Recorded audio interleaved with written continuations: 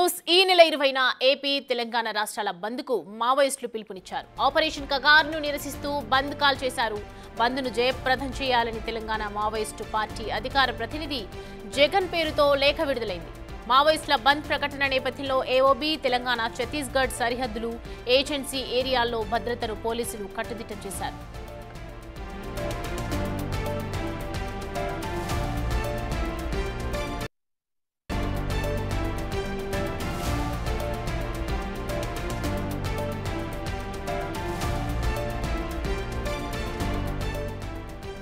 Right, ఈ అంశానికి సంబంధించి పూర్తి డీటెయిల్స్ మా ప్రతినిధి భాస్కర్ అందుబాటులో ఉన్నారు అందించడానికి. భాస్కర్, మావోయిస్టుల బంద్ ప్రకటించినటువంటి నేపథ్యంలో ఏ ఏరియాల్లో సరిహద్దులో ఎలాంటి ఆంక్షలు ఉండబోతూ ఉన్నాయి? సో ప్రజెంట్ సిచ్యువేషన్ ఏ విధంగా ఉంది అక్కడ?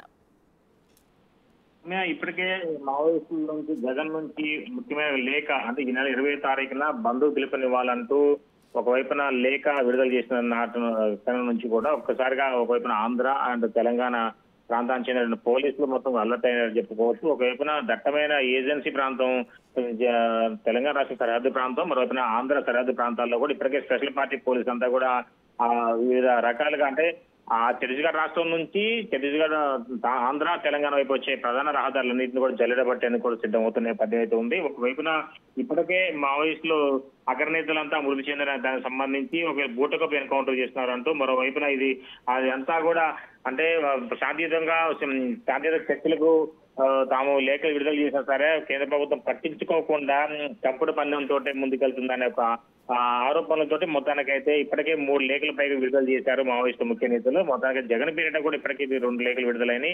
అయితే ఈ లేఖలు కూడా కేంద్ర ప్రభుత్వం పట్టించుకోకుండా ఆపరేషన్ కాగారిని కొనసాగిస్తూ మరోవైపున ముఖ్యమైన అంటే ఏదైతే అబుజ్మడ్ అడవుల ప్రాంతాలు ఉన్నాయో అవన్నిటిని కూడా సైన్యం మొత్తం కూడా తమ చేతిలో తీసుకుంటున్న నేపథ్యం అయితే ఉంది. మరోవైపున ఇప్పటికే ఆపరేషన్ కాగార్ పేరుతో దూసుకెళ్తున్నటువంటి భద్రతా దళాలు మొత్తానికైతే మావోయిస్టులు మట్టం పెట్టుకుంటూ ముందుకెళ్తుంది. ఇంకా అంటే కొంతమంది నేతలు మాత్రమే ప్రధాన నేతలు మిగిలి ఉండగా ఇప్పుడు వాళ్ళలో హిడ్మా కూడా అంటే అబుజ్మడ్ అడవి ప్రాంతాల్లో కూడా నేషనల్ పార్క్ సమీపంలో ఉన్నట్టుగా ముఖ్య వాళ్ళకు సమాచారం ఉన్న నేపథ్యంలోనూ మొత్తానికైతే ఇంకా ఆపరేషన్ కాగారు కొనసాగుతూనే ఉంది. 2026 మార్చి నాటికల్లా మావోయిస్టులో లేకుండా చేస్తామంటూ కేంద్ర హోంశాఖ మంత్రి హామీ ఇచ్చారు. ఆ హామీలో భాగంగానే మన నక్సలైట్లు మొత్తం ఏరివేతకు ముందడుగు వేస్తుంది. దానిలో భాగంగానే ఇప్పటికీ విలువైనటువంటి మావోయిస్టుల కేంద్ర కమిటీ సభ్యులు కావచ్చు, రాష్ట్ర కమిటీ సభ్యులు మొత్తం కూడా మృత్యువాత పడుతున్న తరుణంలో మరలా ఇప్పుడు తాజాగా జగన్ పేరిట 20వ తారీఖున ఈ నెల 20న తెలంగాణ ఆంధ్ర రాష్ట్రానికి సంబంధించి బంద్ పిలుపునివ్వడంపై కూడా